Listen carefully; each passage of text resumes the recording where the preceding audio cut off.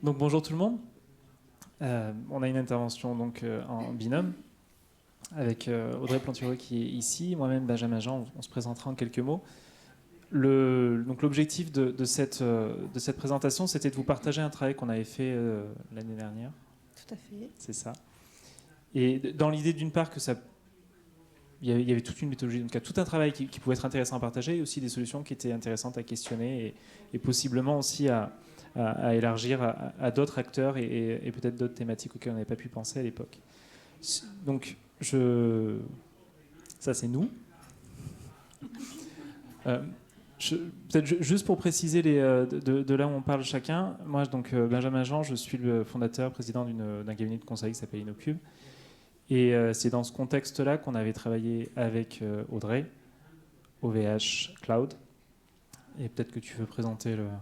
Oui, très bien. Donc Audrey Plantureux, je suis en charge de la propriété intellectuelle chez OVH Cloud. Je vous en parlerai un peu plus tard. Et donc je suis arrivée en 2017. Et donc, le sujet pour les personnes qui sont ici au salon, je pense que vous le savez toutes et tous, que c'est un sujet qui est un peu polémique. Quand on parle de brevets, quand on parle d'open source, généralement il y a un hérissement de poil. En tout cas, il y a tout un historique aussi qui ne simplifie pas la discussion. Là, on partait du constat que l'open source était de partout, que l'open source était quelque chose de particulièrement important dans le cadre de la stratégie d'OVH Cloud. Donc vraiment, c'était la base. Que face à ça, les brevets étaient eux-mêmes de plus en plus présents dans les sujets qui auparavant étaient très orientés matériel, hardware, mais de plus en plus aussi logiciel, software, et que au-delà de la posture qu'on pouvait avoir en Europe, donc pour celles et ceux qui ne le savent pas, en Europe, il y a une interdiction de brevet logiciel en tant que tel. Néanmoins, il y a quand même des brevets qui sont déposés, mais pas en tant que logiciel. Bon, là, je passe sur ce détail. À l'international, il y a des brevets logiciels. Donc, de fait, dans un contexte international, il y a des brevets. On ne peut pas les ignorer. Et lorsqu'on se retrouve dans une posture comme celle d'OVH Cloud, qui est de regarder à l'international, faut combiner, il faut articuler les deux enjeux qui sont d'un côté l'open source et de l'autre les brevets. Et c'est loin d'être facile. L'open source, ça s'appuie sur le droit d'auteur. Ça a toujours été vu un peu. Tous les acteurs de l'open source ont milité contre les brevets. La raison pour laquelle il n'y a pas de brevet en Europe, c'est que les militants, les acteurs de l'open source ont guerroyé, ont été particulièrement influents auprès de la Commission européenne à l'époque pour que ça ne passe pas. Donc il y a vraiment tout un passif de ce type-là. Et à l'inverse, les acteurs en matière de brevets sont de plus en plus, centralisent des portefeuilles de plus en plus importants. Et c'est très dur maintenant de passer entre les mailles du filet. Donc on était dans cette posture un peu complexe de se dire il va falloir de toute façon qu'on lève la tête et qu'on apporte des solutions à ce sujet qui mêle à la fois open source et brevet. Ce qui me permet de passer la main. Merci. Donc pour resituer rapidement pour ceux qui ne connaîtraient pas OVH Cloud, nous sommes un provider de cloud. Nous avons maintenant 33 data centers, c'est plus tout à fait actualisé, à travers le monde, un peu plus d'1,6 million de clients, et nous avons toujours eu vocation à travailler en open source. Et on va pouvoir passer sur... Et donc pour retracer un peu l'historique, donc on est passé d'un petit hébergeur, une petite start-up dans le nord de la France, vers des velléités à l'international, donc d'abord gentiment en Europe, en Pologne, en Espagne, et puis évidemment de l'autre côté de l'Atlantique, ça intéresse toujours notre fondateur. Donc il a commencé par aller en 2012 au Canada, où voilà, ça reste encore assez gentil. Et puis petit à petit, il s'est dit qu'il fallait absolument aller aux États-Unis. Et donc 2017, via le rachat d'une filiale, Viclodair, on s'est installé aux États-Unis. Et c'est donc là que je suis arrivée aussi, puisque on s'est dit qu'il fallait monter un département propriété intellectuelle et que notre politique de juste mettre nos sources en open source et déposer aucun brevet, ça n'allait pas pouvoir perdurer avec la croissance et notamment avec l'arrivée aux États-Unis. Donc les deux risques que nous avons tout de suite identifiés, et notamment parce que nous arrivions aux États-Unis, mais pas seulement, c'est que les autres acteurs, et notamment les GAFAM et assimilés, protègent les logiciels par brevet, donc aux États-Unis évidemment, et qu'il y a de nombreux litiges. Et si vous voyez les deux courbes qu'on a là, les principaux litiges en brevet, elles viennent soit de sociétés comme les GAFAM qui ont des portefeuilles énormes, qui déposent 8-9 000 brevets par an et qui les monétisent en fait. Donc ils vont aller voir les acteurs du cloud et leur proposer des licences pour éviter les contentieux. Et puis il y a ce qu'on appelle les trolls ou les non-practicing entities, qui sont des sociétés qui se créent en rachetant les brevets, des brevets existants et qui ne vivent finalement que des actions en contrefaçon de brevets qu'ils démarrent essentiellement aux États-Unis. Mais on a vu que c'était une activité qui commençait à arriver en Europe aussi, notamment via l'Allemagne. Donc ça, c'était vraiment les risques qu'on avait identifiés. Et ensuite, ce qu'on a vu, c'est que, eh bien, en France, en Europe et surtout en France, on n'est pas du tout protégé. On n'a pas du tout, on n'a pas l'habitude d'aller protéger nos logiciels par brevet, et que du coup, on se retrouve coincé finalement maintenant entre les États-Unis et l'Asie, les GAFAM et les BATX, avec juste l'Allemagne qui commence à inverser la tendance européenne. Alors, c'est pas nouveau hein, quand on vous parle d'open source et brevets. Il y a plein d'autres acteurs, et notamment aux US. Alors, on commence par les US, mais dans l'idée aussi on est dans un monde maintenant qui est international. Donc, c'est pas nouveau de penser les deux. IBM était l'un des premiers acteurs à se porter caution en faveur de la communauté de l'open source en utilisant tout son portefeuille de brevets pour le défendre. Le premier patent pledge, c'était IBM.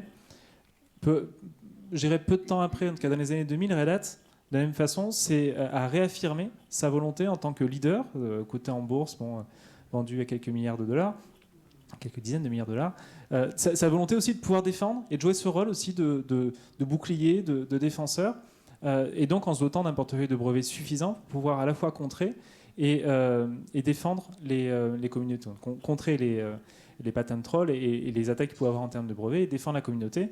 Red Hat, c'est le premier à avoir négocié dans le cadre de transactions que les brevets qui lui étaient opposés ne le seraient plus non plus à la communauté open source, qui n'était pas Red Hat. Donc d'avoir cette idée de je le fais moi, mais je le fais aussi pour les autres. Je ne rentre pas sur les détails, vous avez toutes les références des différentes patent pledges ou différents documents en ressources qui sont de différents acteurs. Alors Google, bon, c'est aussi quelque chose qui est directement évoqué sur le site et en lien avec sa politique open source. Google n'avait pas de brevet à son origine, en tout cas qu'un seul. Ils se sont outillés, en tout cas ils ont forci cette dimension brevet lorsqu'ils se sont vus opposer les brevets de tous les constructeurs ou les concurrents. Microsoft ayant grandement participé à cette réaction de la part de Google. Donc ils ont été obligés aussi d'avoir des brevets, mais tout en faisant en sorte que les brevets qu'ils détenaient permettent de contrer les attaques que Google ou ses partenaires avaient dans l'utilisation notamment d'Android. Mozilla, c'est aussi dans cette idée d'avoir un Internet ouvert, a depuis très longtemps un patent pledge, en tout cas une stratégie qui associe les deux et qui explique en quoi il faut réussir à garder l'Internet ouvert, et pour ça qu'il faut aussi éviter, en tout cas équilibrer et gérer le risque en matière de brevets. Alors Microsoft, ça c'est assez intéressant. Je ne sais pas si quelqu'un de Microsoft est dans la salle. Microsoft est, je suppose, l'un des grands sponsors du salon aussi. Mais bon, toute l'histoire fait que Microsoft est souvent cité sur ces différents sujets. Microsoft, c'est l'un des acteurs contre lequel l'Open Invention Network a été créé. Donc, c'est un portefeuille défensif américain en matière de brevets pour sécuriser tout Linux et son environnement. Microsoft a rejoint l'OIN. Donc, il a rejoint l'entité qui avait été créée pour lutter contre le risque que Microsoft présentait aux acteurs de l'open source. Donc, pour dire qu'il y a quand même du chemin qui a été mené. Donc, de la même façon, maintenant, ils ont une politique de brevets qu'ils associent à leur démarche open source en essayant d'une part de ne pas retirer d'une main ce qu'ils donnent de l'autre, certains besoins de cohérence. Et Tesla, alors l'a fait pour d'autres raisons, mais qui sont intéressantes aussi. Tesla, ils sont plutôt orientés open source, et en matière de brevets, ils ont considéré que c'était justement en ouvrant leurs brevets qu'ils allaient pouvoir créer un marché dans lequel, et en sécurisant d'ailleurs, par cette ouverture de brevets, ils allaient pouvoir créer un marché dans lequel ils avaient leurs propres intérêts. Et alors celle-ci, j'ai fait exprès de la laisser. Baidu n'a pas de politique de brevet associée à l'open source. C'est-à-dire que Baidu fait énormément d'open source, mais en revanche, en matière de brevet, il n'y a aucune assurance qui est apportée. C'est-à-dire que vous pouvez très bien utiliser l'intégralité des projets qui sont diffusés par Baidu, qui sont en open source. Je ne dis pas ça pour faire du... bon, peu importe. Mais ce n'est pas politique comme propos. Si la licence qui est utilisée sur les projets en question ne couvre pas les brevets, ce qui est le cas de la majorité des licences qui sont utilisées, de fait, vous pourriez vous voir opposer les brevets qui sont détenus par la firme en question. Tout ça pour en venir à l'exemple d'OVH. Oui, alors du coup, nous, on a essayé de combiner tout ça parce qu'il était essentiel pour notre fondateur de ne pas renier ces valeurs d'open source. Et en même temps, il fallait qu'on s'assure une meilleure protection, et notamment aux États-Unis. Donc la première chose, ça a été de enfin déposer des brevets software.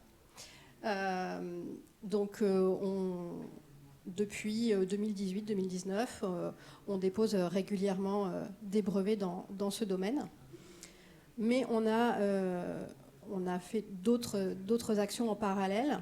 Déjà, ce qu'on a assuré déjà à notre propre communauté, c'était que c'était à titre purement défensif. On n'a pas décidé de devenir des trolls, on n'a pas décidé de monétiser nos brevets. On les garde comme monnaie d'échange en cas d'attaque contre nous. Et effectivement, je vous disais que les deux risques qu'on avait identifiés, c'était les grosses sociétés qui viennent nous chercher pour nous faire payer de force des licences et les trolls. Et ça arrive en fait, puisque donc on est arrivé aux États-Unis en 2017. En 2020, on a eu la première société similaire au GAFAM qui est venue nous chercher pour nous proposer une licence.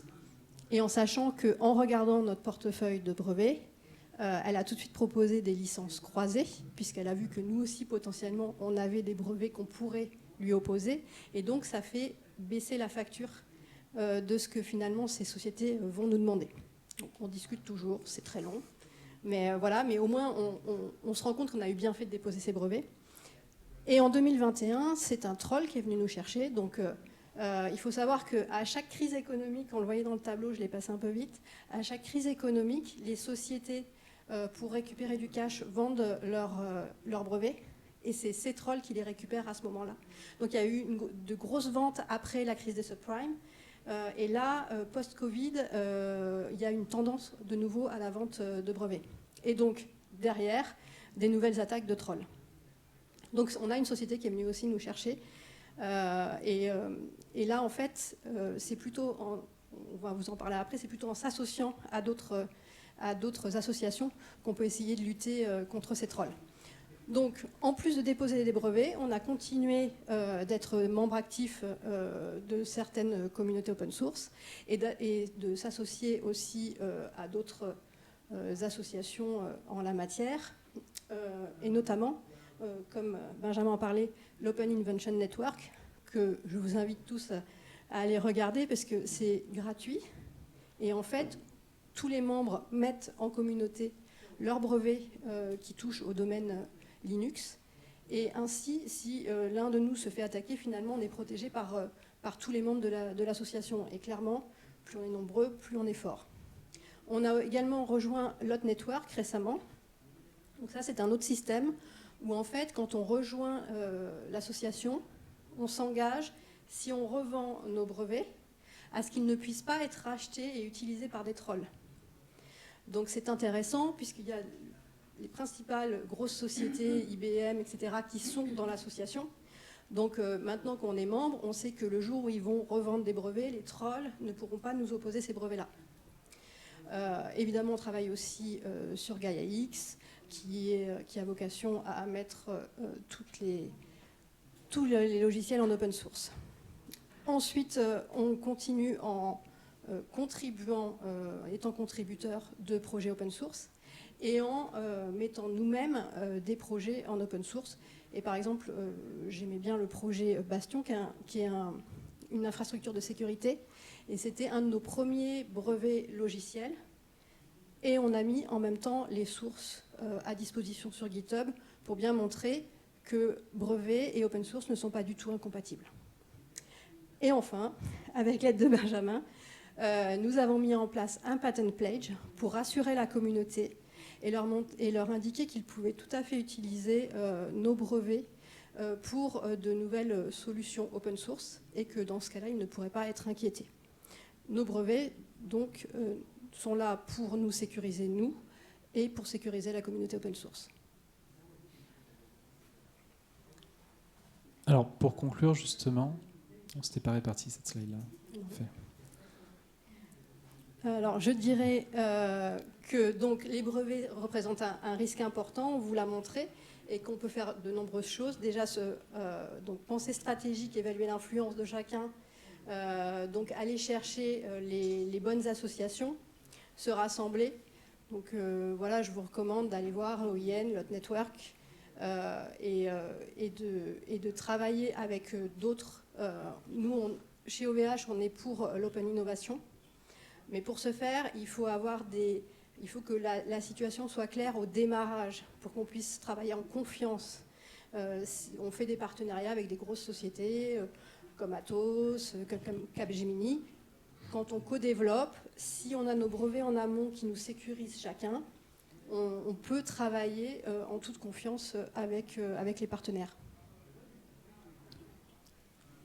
Et donc, oui, donc je pense qu'il y a tout le cheminement qui a été fait au sein d'OVH, la direction, tout le cheminement aussi qui a été fait auprès des équipes, qui à mon avis est vraiment utile à partager, parce que c'est ça qui permet in fine d'arriver sur des enjeux, sur des postures stratégiques et de faire collectif, en tout cas d'aller voir d'autres acteurs pour converger sur ces éléments-là. Ce qu'on a relevé aussi, c'est que cette confiance qui est nécessaire pour le développement du numérique, pour le développement des acteurs, notamment français et européens, ça repose aussi sur une clarification de la situation à l'échelle européenne. Alors on n'est pas forcément... Parce que l'idée n'est pas de dire il faut mettre des brevets logiciels, surtout pas au salon Open Source Experience. Non, mais simplement aussi que l'Europe prenne ses responsabilités devant ce statut ambigu qui est celui des brevets logiciels en Europe depuis trop longtemps maintenant. Et d'autant plus qu'il y a aujourd'hui une action en faveur de l'open source qui est particulièrement importante en Europe. Et donc de s'appuyer sur cette dynamique pour que les choses soient clarifiées, de telle sorte à ce qu'il y ait une certaine cohérence. Et le dernier point, c'était sur l'après-Covid, avec cette idée que c'était aussi, alors au-delà du fait que plein de brevets ont été vendus et qu'il y a des trolls qui vont s'en saisir pour assigner à foison, c'était peut-être aussi l'idée de rappeler cette nécessité de travailler ensemble et de favoriser la résilience par la collaboration. C'était cette note ouverte qu'on voulait conclure. J'ai rien oublié ? Merci. Merci beaucoup.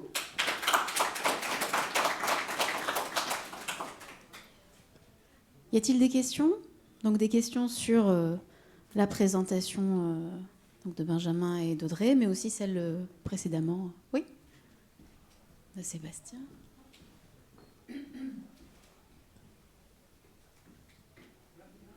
En fait, c'est une question par rapport à la première conférence. Donc, qu'est-ce qu'on appelle, quelles sont les licences que vous considérez comme permissives ? Est-ce que... Donc, les licences permissives, ce sont celles qui vous permettent notamment de changer, d'intégrer le code dans un code avec des licences différentes et qui vous permettent notamment de refermer le code. Donc, typiquement, vous avez Apache, BSD, MIT pour prendre les plus courantes, sachant que de l'autre côté, vous avez des licences diffusives, et fortement diffusives, comme la Cecil ou la GPL qui est la plus emblématique, et les faiblement diffusives comme la LGPL, l'Eclipse, choses comme ça. Enfin, je pourrais en citer des dizaines, voilà. Mais donc je parlais plus par exemple les Creative Commons. Ah, les Creative Commons. Alors déjà, elles sont pas toutes libres. Il y en a que 3. Enfin, il y en a 2 qui sont libres, une qui est un ersatz de domaine public et 4 qui ne sont pas libres. Parmi les 2 qui sont libres, il y en a une qui est diffusive et l'autre qui est permissive. Celle qui est permissive, c'est CC BY. Ceci étant, je vous recommande de ne pas utiliser du Creative Commons pour du code, pas plus que je vous recommande d'utiliser de la GPL ou de l'Apache pour une œuvre littéraire et artistique. C'est déconseillé par Creative Commons. Oui. Creative Commons, c'est déconseillé d'utiliser ces licences pour du code. Oui, juste pour aller dans le même sens, Creative Commons déconseille d'utiliser ces licences pour du code. Enfin, c'est pas fait pour. D'autres questions? Oui.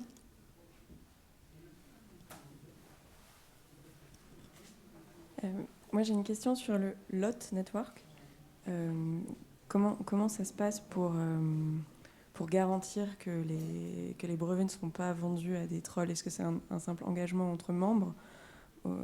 Mais du coup, l'acheteur peut ensuite lui-même le revendre à un troll. Comment ça se passe en pratique? J'ai pas tous les détails, mais en fait, ils peuvent revendre à un troll, mais le troll ne peut pas s'attaquer aux membres de l'hôte. Ok. Uniquement. Mais du coup, comment ça se passe contractuellement? Enfin, parce que du coup, le troll... En fait, je pense que comme c'est indiqué dans le... Quand, par exemple, IBM, on va prendre l'exemple parce que c'est eux qui vendent le plus, vend ses brevets, il n'a pas à savoir si ça va être un troll ou pas un troll, mais il doit déclarer qu'il est membre de l'hôte, et de fait, du coup, l'acheteur doit savoir qu'il ne pourra pas aller s'en prendre à des membres de l'association. Il y a un engagement de l'acteur qui vend. Et du coup, ce serait IBM qui se ferait attaquer par les membres de l'hôte si... Non, en fait, les membres de l'hôte se retourneraient contre IBM en cas d'attaque, ou comment ça se...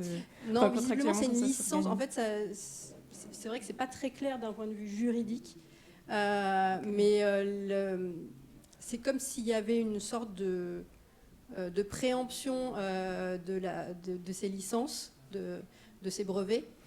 Donc, le troll ne peut pas les utiliser contre les membres de l'association.